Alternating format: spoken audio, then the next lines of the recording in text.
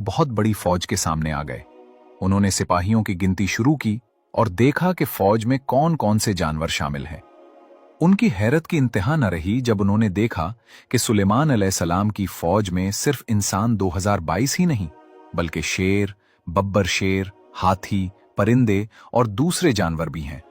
उन्होंने ये भी देखा कि फौज हवा के जरिए एक जगह से दूसरी जगह जा सकती है।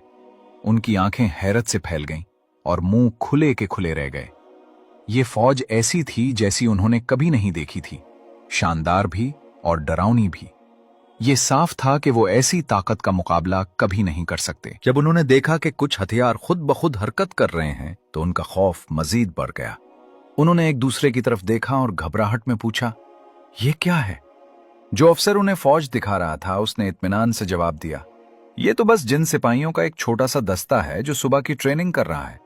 पैगाम रसां और भी हैरान हो गए और सुलेमान अलैहिस्सलाम से मिलने के लिए उनकी बेचैनी बढ़ गई।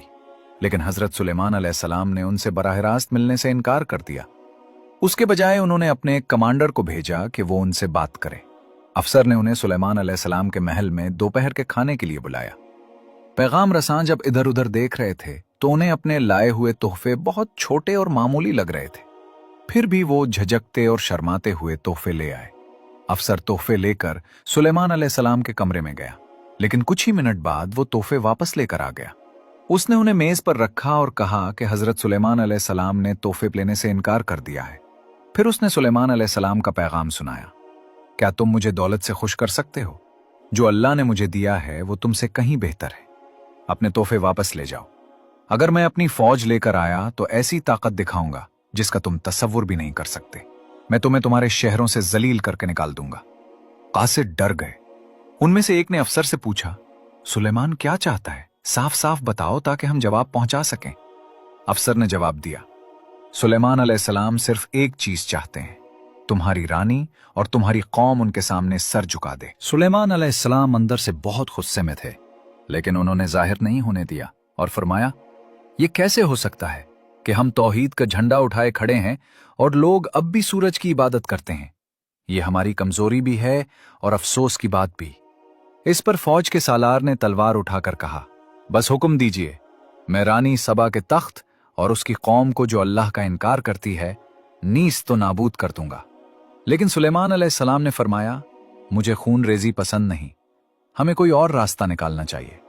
मुझे उम्मीद है रानी यहां मिलने आएगी, मगर उसके आने से पहले कौन है जो उसका तख्त मेरे पास ला सके? एक ताकतवर जिन ने कहा, मैं ला सकता हूं, आप जानते हैं मैं कितना कुव्वत वाला हूं। लेकिन फिर एक आलिम जिसे अल्लाह ने खास इल्म लदुन्नी अता किया था, बोला कि मैं उसे आपके पास ला सकता हूं, इससे पहले कि आप पलक भी झपके। जैसे ही सुलेमान अलैहिस्सलाम ने उसकी बात कबूल की, तख्त पलक झपकते सामने आ गया। सब हैरान रह गए। तख्त बहुत बड़ा और इंतहाई शानदार था। हुदहुद भी हैरान होकर यह मंजर देख रहा था। इधर सबा में रानी और उसकी जंगी और मुशावरती कौंसिल जमा थी। रानी ने कहा कि आज हम बहुत मुश्किल वक्त से गुजर रहे हैं। सुलेमान चाहते हैं कि हम उनके आगे सर झुका दें।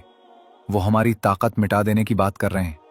मैं चाहती हूं आप सब कोई बेहतर रास्ता बताएं। मशीरों ने मशवरा दिया कि शायद तहाइफ भेजकर आजमाइश की जाए, मगर अगर वो उन तहाइफ को भी ठुकरा दें तो जंग के सिवा रास्ता नहीं रहेगा और ये जंग हमें तारीख से मिटा सकती है। सब ने रानी को आखिरी उम्मीद समझकर उसे ही कदम उठाने को कहा। चुनाचे रानी ने खतरा मोल लेने का फैसला किया और तहाइफ रवाना किए।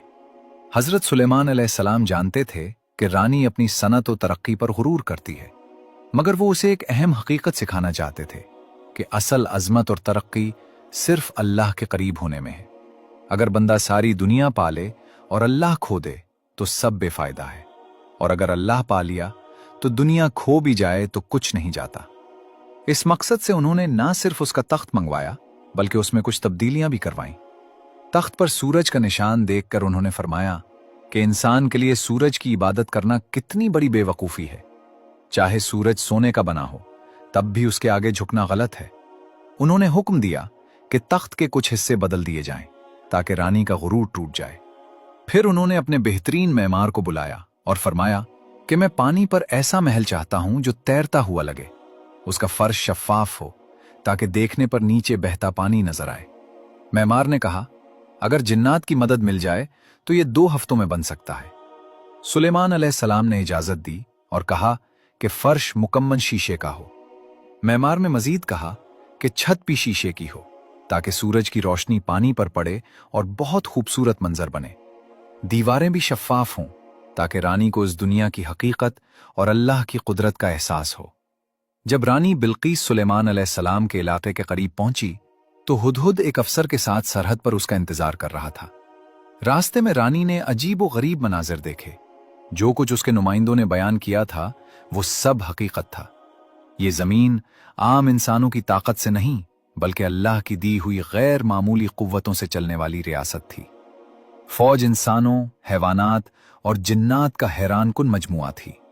रानी की धड़कन तेज हो गई, सांस भारी होने लगा। वो समझ गई कि उसकी अपनी सल्तनत की तरक्की उस अजीम बादशाहत के सामने कुछ नहीं। शहर में दाखिल होते ही उसका गुरूर टूटने लगा और खौफ इज्जत और एहतराम में बदल गया। सुलेमान अलैहिस्सलाम की सल्तनत सिर्फ दौलत नहीं बल्कि खूबसूरती और फनकारी में भी बेमिसाल थी। जगह जगह सोने के सुतून, कीमती पत्थर, नायाब नक्शो निगार, सब कुछ इंसान को हैरत में डाल देने वाला था। लेकिन सबसे हैरानकुन शीशे का फर्श था जिसके नीचे पानी बहता था। देखने में लगता जैसे गहरा तालाब है। जब रानी उस पर चलने लगी तो उसे लगा कि पानी है और उसने अपने कपड़े समेट लिए। इसी लम्हे उसके पांव जाहिर हो गए। यही वो मोमेंट था जहां सदियों पुरानी वो बहस सामने आई कि बिल्कीस के बारे में ये अफवाह क्यों थी कि वो आधी इंसान और आधी जिन है। बास कदीम रिवायात में आता है कि उसकी